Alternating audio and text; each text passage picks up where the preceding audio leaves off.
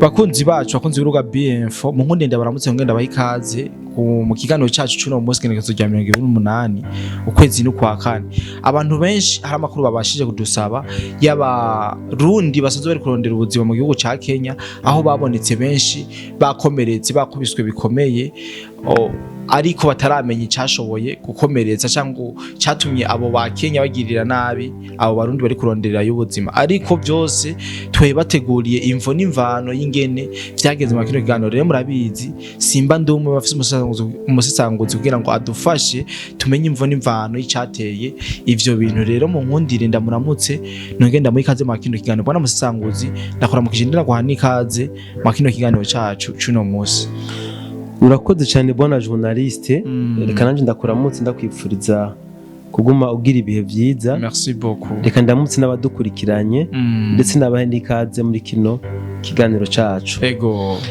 Abantu benshi guhera ku munsi wejo bakomeje kubona amasanamu ku mbuga zitandukanye, amasanamu ateye ubwoba kabisa. Ateye ubwoba y'abarundi bakomeretse mu mitwe, abandi abo bakubise mu jisho. Voilà, ibintu nk'ivyo ku buryo rero baciye bafata ibi byabaye mu gihugu ca Kenya babihuza n'ibiriko birabera mu gihugu ca Congo. Ego. Bamwe bavuga yuko ngo leta ya Kenya iba yararungitse ingabo muri Congo hama zikamererwa nabi kubera ko hariyo aba FDNB kuvuga bakabarasira ku rugamba bagapfa. Ngo rero ngo abanyakenya bagize agashavu bashaka kwihorera ku barundi bagiye kurondera ubuzima muri Kenya.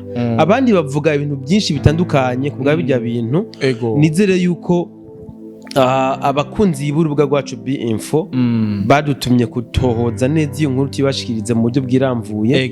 Rero uyu ni wo mwanya inkuru turayibazaniye mu buryo buramvuye kandi mu makuru atohojwe kandi yizewe.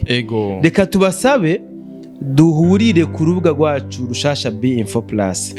Muca mubona link muri commentaire ya mbere y'iki kiganiro nyene twabatunganirije kuko twagikoze mu buryo bwiramvuye kuri BInfo Plus.